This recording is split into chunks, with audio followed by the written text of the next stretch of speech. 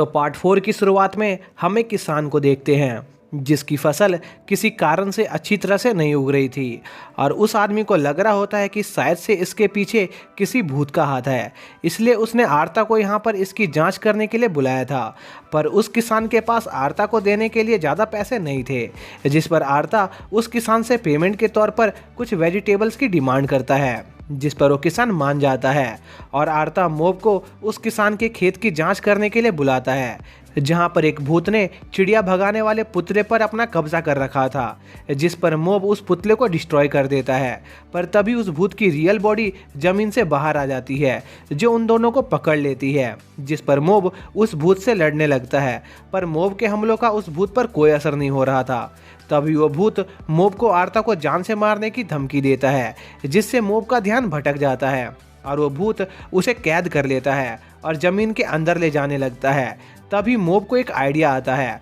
और वो अपनी साइकिक पावर से उस भूत का कंट्रोल आसपास के पौधों से काट देता है, जिस पर उस भूत को बहुत गुस्सा आता है और वो मोब पर अटैक करने लग जाता है। पर मोब पौधों को कंट्रोल करके एक बड़ा हाथ बनाता है और उस भूत को मिटा देता है। इसके बाद वो वापस अपनी सिटी लौट आते हैं, जहां पर आरता कुछ पौधे लगा रहा होता है, क्योंकि उस भूत को मारने के चक्कर में उस किसान की काफ़ी सारी फसल बर्बाद हो गई थी। इसलिए उसने आरता को फीस के तौर पर उन पौधों के बीज दिए थे, जिस पर आरता मोब को भी कुछ बीज पेमेंट के तौर पर देता है। इसी बीच हम मोब की दोस्त इची को देखते हैं, जो मोब के लिए एक कल्ट बनाने की तैयारी कर रही होती है ताकि मोब फेमस हो सके। इसके बाद हम मोब के स्कूल का सीन देखते हैं, जहां पर कोनोहा अपने प्रेसिडेंट की पोस्ट से रिजाइन कर देता है और सभी से अपने गलतियों के लिए माफ़ी मांगता है, जिस पर इची को मोब को फेमस बनाने का एक आइडिया आता है और वो मोब को ढूंढने लगती है। तभी हम मोब को देखते हैं जो टनाको को देख रहा होता है। तभी वहाँ पर इची आ जाती है,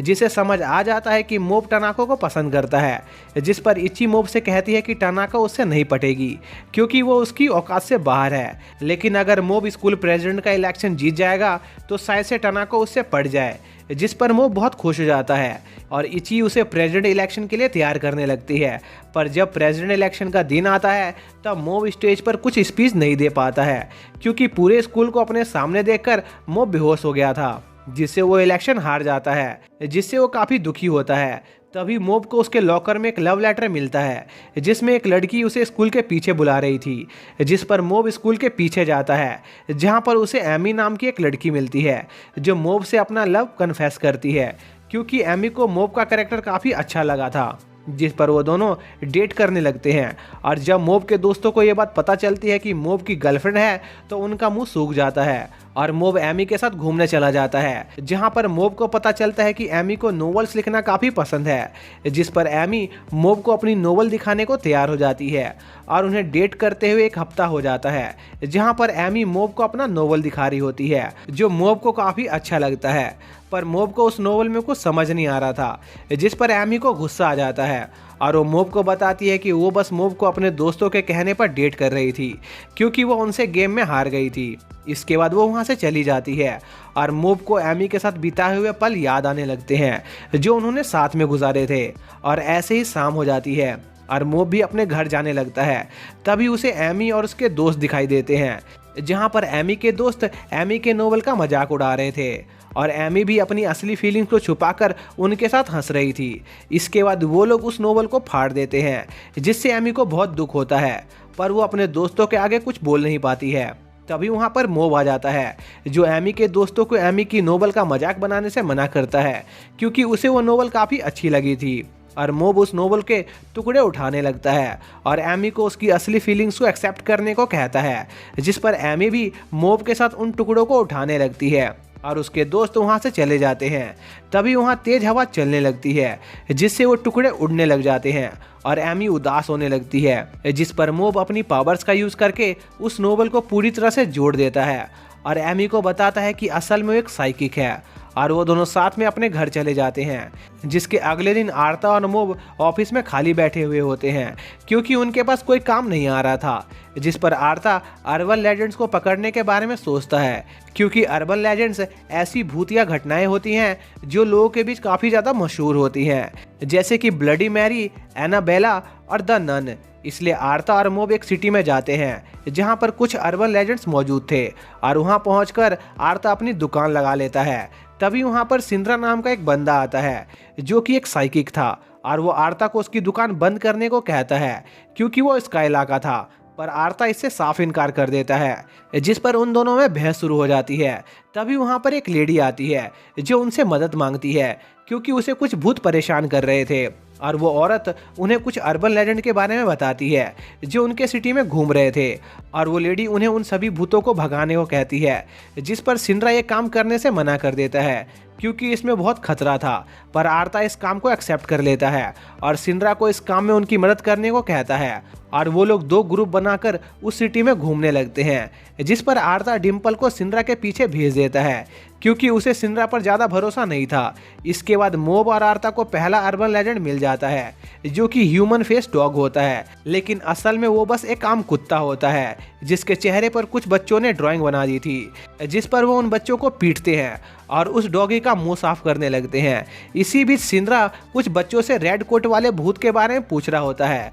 पर उन लड़कियों को लगता है कि सिंड्रा एक ठरकी है और वो उसे फंसा देती है, जिससे सभी लोग सिंड्रा को एक अजीब सी नज़रों से देखने लगते हैं। तभी वहां से वो रेड कोट वाला आदमी गुजरता है जिस पर सिंड्रा और उस आदमी की फाइट होने लगती है, जहां पर सिंड्रा उस आदमी को पीटने लग जाता है, पर वो आदमी सिंड्रा को बेवकूफ़ बनाकर वहां से भाग जाता है। जिस पर सिंड्रा उसका पीछा करने लगता है और पीछा करते हुए एक सुनसान जगह पर पहुंच जाता है। तभी वो रेड कोट वाला आदमी सिंड्रा पर अपने इलेक्ट्रिक गन से अटैक करता है और सिंड्रा को टॉर्चर करने लगता है, जिससे सिंड्रा बेहोश हो जाता है। इसी दौरान वहां पर बारिश शुरू हो जाती है और वहां पर एक अजीब सी लेडी आ जाती है जो उस कोट वाले आदमी से पूछ रही होती है कि क्या वो प्यासा है। जिस पर वो आदमी उस लेडी पर भी अपनी गन से अटैक करता है, पर उस लेडी को कुछ नहीं होता और वो उस आदमी को अपने साथ लेक में लेकर जाने लगती है। तभी सिंड्रा अपने माला से उस लेडी को रोकने की कोशिश करता है, पर वो लेडी सिंड्रा की माला को तोड़ देती है और उस पर अटैक करके सिंड्रा को भी लेक में ले जाने लगती है।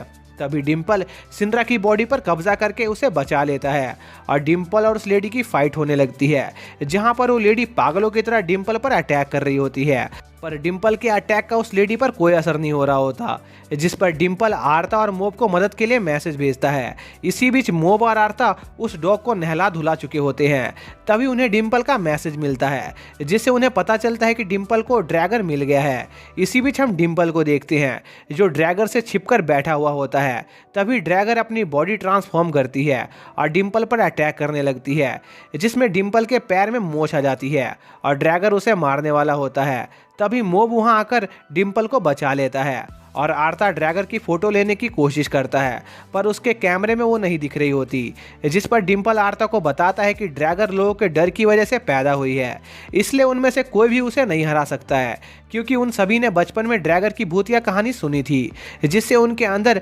ड्रैगर का डर बैठ गया था, जिससे ड्रैगर को पावर्स मिलती है और वो उनकी पावर्स को अब्जॉर्ब कर सकती है। इसलिए वो सभी लोग वहाँ से निकलने का फैसला करते हैं, पर उनके पैर पानी में फंस चुके होते हैं। तभी ड्रैगर एक बड़ा सा रूप लेकर उन पर अटैक करती है, जिसे मोब ब्लॉक कर लेता है और एक ही बारी में ड्रैगर को जान से मार देता है, क्योंकि मोब बचपन से ही लोगों से दूर और अकेला रहता था, जिस वजह से उसने कभी ड्रैगर की कहानियां नहीं सुनी थी और उसे ड्रैगर से डर नहीं लगता था। इसके बाद आर्ता अपने आखिरी अर्बन लेजेंड को मारने जाने लगता है, जो कि एक दौड़ने वाली बूढ़ी औरत की आत्मा होती है, और वो उसे ढूंढने एक सुरंग में जाते हैं। तभी उनका सामना उस दौड़ने वाली बूढ़ी औरत से होता है, जिस पर आर्ता मोब से उस भूत को मारने को कहता है, पर मोब की पावर्स उस भूत पर काम नहीं कर रही होती और मोब उन्हें बताता है कि ये भूत बहुत ज़्यादा पावरफुल है, जिससे उन सभी की पैंट गीली हो जाती है और वो सभी अपनी जान बचाकर भागने लगते हैं, पर वो बुढ़िया उन सभी को हराकर आगे चली जाती है और आर्ता को पता चलता है कि वो बुढ़िया एक नॉर्मल इंसान है। तभी आर्ता देखता है कि मोब रो रहा है, जिस पर आर्ता मोब से पूछता है कि आखिर वो रो क्यों रहा है, जिस पर मोब उसे बताता है कि वो रोज़ सुबह दौड़ने जाता है, पर इसके बावजूद भी वो आज एक बुढ़िया से रेस में हार गया, इसलिए उसे काफ़ी दुख हो रहा है। और इसी के साथ ये पार्ट यहीं पर ख़त्म हो जाता है।